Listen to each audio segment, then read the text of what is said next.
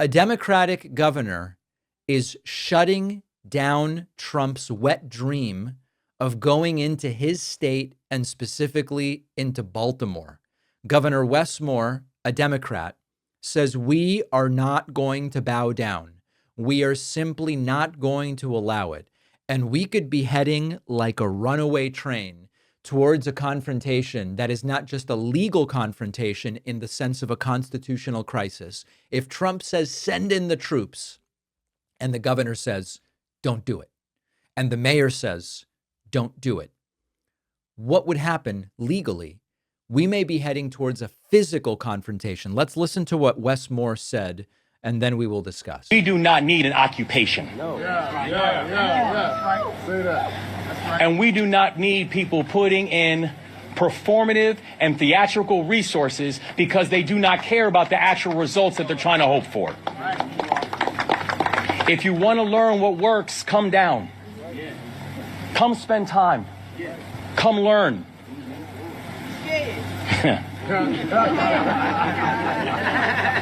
Come learn.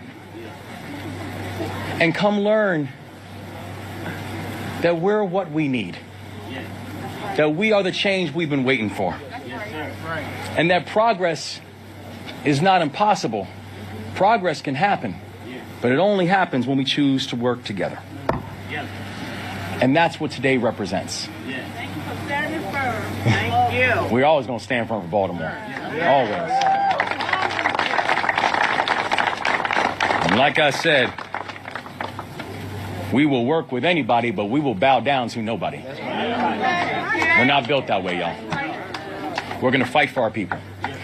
So one of the comments that I saw frequently in response to this is, you know, if Baltimore is so safe, why does Wes Moore have a security detail with him?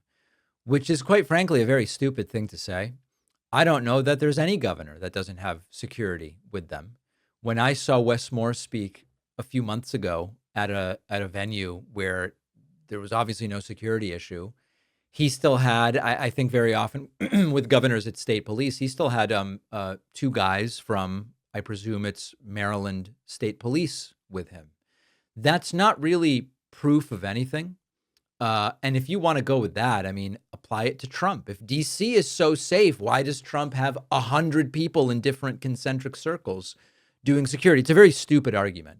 What isn't a stupid argument is the legal argument that the forced militarization of cities against the desires and wishes of both the mayors and the governors is against the law and that it's not constitutional.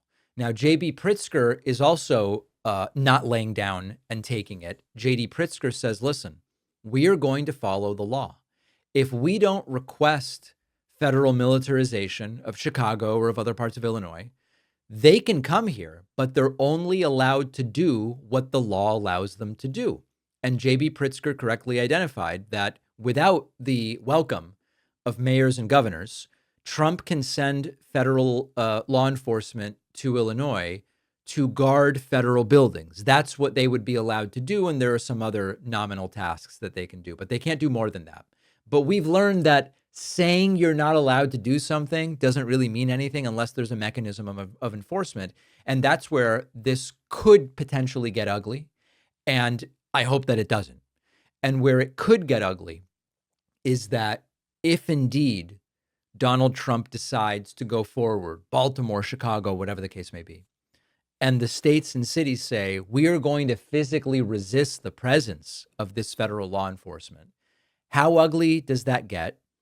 And what ultimately happens in terms of, does that create more chaos or does it solve it? And that's what loops me all the way back to one of the kind of hallmarks and typical characteristics of the way these authoritarians like to work. We can look back at 150 years of world history and find this idea. You know, in fact, I'm reading a very interesting book right now. Let me make sure I get the name of the book right. The book is called Tunnel 29. It's by Helena Merriman. And it's about the time in Berlin when leading up to when the Berlin Wall went up and the sort of political circumstances surrounding it, and the sort of idea of authoritarians and autocrats doing things that are already a problem, but they're meant to generate a reaction. And then the reaction is used to justify even more action. That's often the way that it goes. And so we have a real possibility here. And this is why there's been so much of this don't take the bait stuff from J.B. Pritzker and from others. And we saw totally peaceful protesting in Chicago over the weekend. Part of what authoritarians want is to generate or to bait an extreme reaction so that then they can go, it's gotten really chaotic in Chicago. Now we need to send in the Marines. Well, did it get chaotic for no reason, or did it get chaotic because of something that you did? And so Wes Moore seems to recognize that. J.B. Pritzker seems to recognize that. What will happen if the confrontation becomes physical? I ask it. I hope it's a rhetorical question. I don't really want to find out. I don't think it would be good for the country. That's for sure.